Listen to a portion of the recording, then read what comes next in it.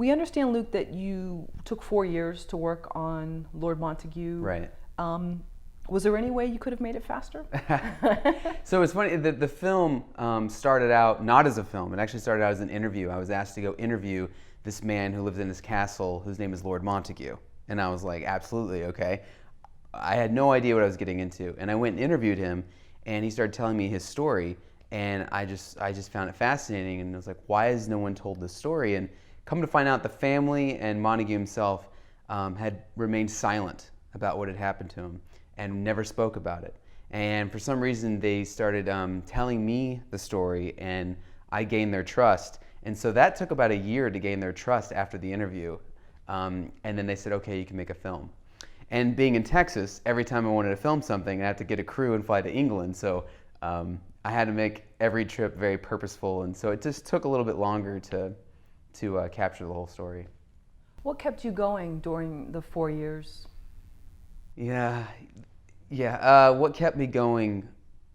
I just felt compelled that if I'm going to tell someone's life story, if someone were to tell my life story, I'd want it to be the best.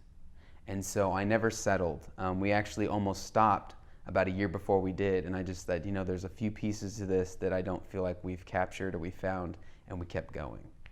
So I just wanted to make sure that we uncovered every possible stone there was, and that it was the best story possible. When you began talking about the infamous Montague trials, did you sort of put your toe in the water with it, or did they open up? How did you broach it? Because it was apparent even in the filming that everybody was still, years later, very affected by it, obviously. I mean, it took a lot, like I said, it took a lot of trust and time to develop the trust for them to talk about it. And also, a lot of people during the trial are dead.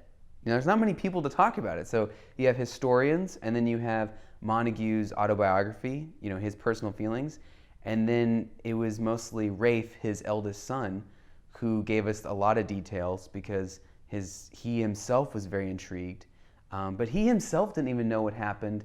Lord Montague came to his children one day and said, here's this book I wrote. Read about it. Wow. He himself didn't even talk about it. So it was that close guarded. And so everything you see in the film is absolutely everything that you're possibly going to find out about the trial. There's nothing more there, unless you talk about Peter Wildblood, who's another famous character in the film. But as far as Lord Montague's story, everybody was just very reserved, and it took a long time to push them and to get the details. Right. Well, you talk about Lord Montague being a risk taker, and yes, he started out on an incredible, footing that most of us don't ever, walk into that type of wealth. But it could have gone many different ways. That being said, do you feel that most successful people are successful because of these extreme risks?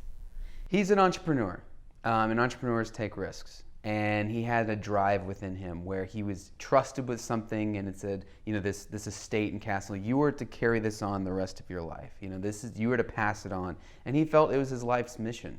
And he definitely had that inside him where it's like nothing is going to stand in the way of that.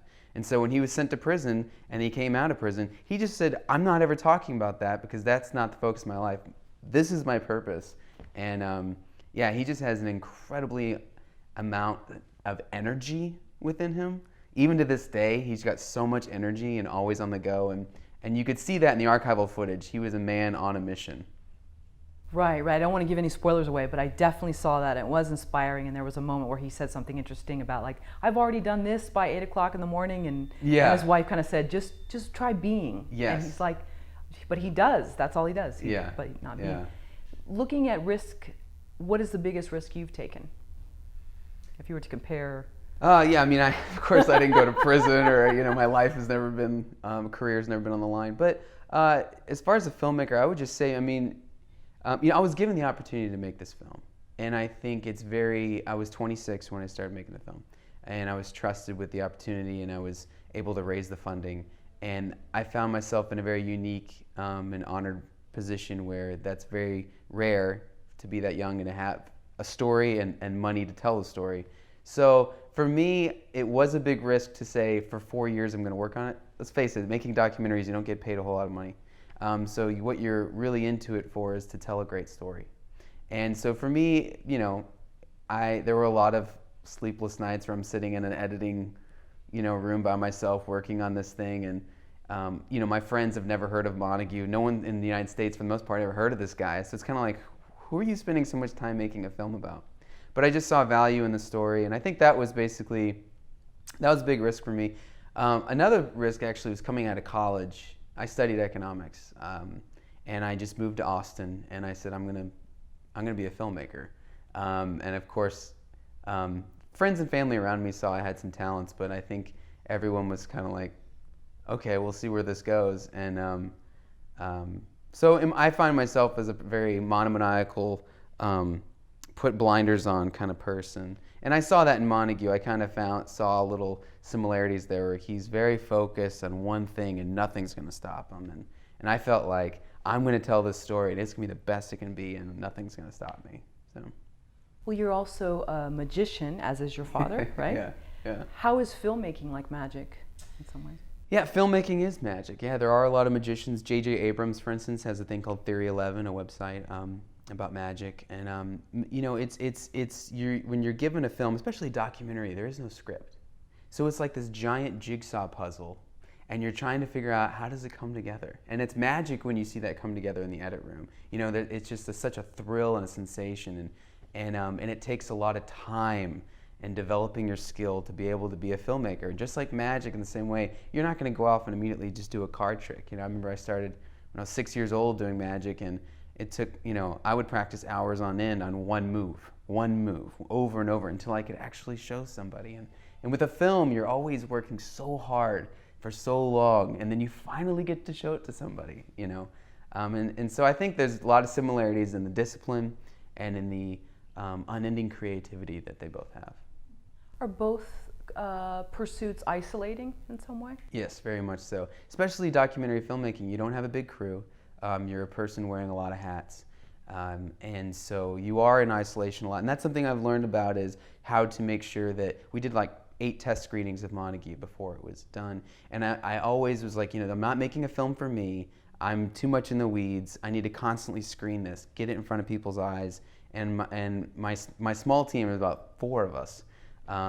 We worked really hard together to constantly put it in front of people's eyes, fresh eyes all the time. But yeah, it is very isolating. Filmmaking, especially documentary filmmaking, can be very isolating at times. And that's definitely a challenge. Let's talk about funding. How did you finance the film? Well, the film, so I was doing commercial advertising before I made this film. And I was asked by the head of this company, hey, do you want to go interview a man named Lord Montague? He's actually my uncle, and he lives in a castle. So that's how the whole film came to be. And so he's Lord Montague's nephew. And I had to convince him, after the Montague family gave me their okay, I had to convince him, can we make a feature? Let's make a feature film about this guy. And so we actually went in steps. He would say, okay, how much more money? And we'd come up with a budget, and my team would, and then he'd be like, okay, you can go, I'll give you this much more. Show me what you can do. So it was really proving ground. We'd go film, we'd go edit something, show more, and he'd be like, and he's a businessman. He'd be like, okay, I see the product is getting better. I see, you're still committed to it. Okay, what's the next step? That's actually how it went. It was a very step-by-step process. And that's another reason why it took so long. It wasn't like, here's all the money you need, go make a film. I'd never made a film before. So it was a very hand-in-hand trust relationship. But you'd made short films and corporate videos, is that right? Yeah, I had made one short film, about 3 minutes, and it won Austin's Funniest Filmmaker. I made it with a friend of mine, Bradley Jackson, who co-wrote Lord Montague. We made it on a whim on a weekend. Other than that, I'd never made anything longer than 3 minutes. Everything else was corporate, internal marketing type things. So of all the footage, it seems like you and your editor, forgive me, I'm drawing a blank on his name. Well, I edited Montague as well. Oh, you did? Okay, yeah. I'm sorry. I thought you had a gentleman that edited with you. Yeah, I had to do a lot of different things. Okay, yeah. Wow, all right. So much of the story, was it developed in that editing bay since you had all this footage? Or? Yeah, a lot of it was. Bradley Jackson, he wrote the film with me and also sat in the editing room with me a lot. And it was very much, I would edit something, show it to him, what do you think, and he's a narrative writer, and so story structure is very, key. And so it was a lot of it evolved in the edit room because Montague's life spans 100 years. If you go back to his father, which is part of the film as well, the history, there's so much of it. And it's trying to make it a narrative form about one man's life, but he's involved in all this history, and how do you not go on too many tangents for too long to keep the audience engaged? It was definitely a balancing act. How did you teach yourself to make an actual feature film? Did you go on YouTube? I watched a lot of documentaries, and then I sought out people that were older and more experienced than me. Doug Blush is one of them. He's kind of a veteran in the documentary industry. I sent him a rough cut. He found it of interest. I surrounded myself with people that have either done it, been there, done that before, or who have made films before, not necessarily documentaries, but films.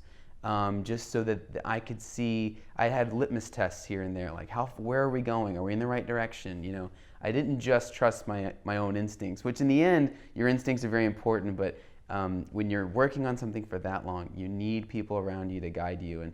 And so I think that was a really big help, is I'm not making a film for myself. People have made documentaries and films for a lot longer of time, so who do I find that can help me? And so that was really what helped me bring it home. And you were okay with the feedback from what did you say, 8 screenings that I you did? became obsessed with test screenings and feedback. The first test screening I did was very stressful. I was sitting in the back, probably drinking a little whiskey by myself, just like this is awful. I don't know what But then I would tell people, my producer and I would say, hey, tell us everything you don't like about this film. Of course we want to know what you like, but also make sure and tell us what you don't like. Where are you bored? What characters are not interesting? Give them a whole list. And I would take all these lists and combine them and look at what lines up. And then go through, okay, there's a reason for that, right? Let's address that. Let's tweak it. Do another test screening. What do you not like about it? And you normally hear, if you get 20 people in a room, there's a consistent voice that they have about certain opinions, and you listen to that.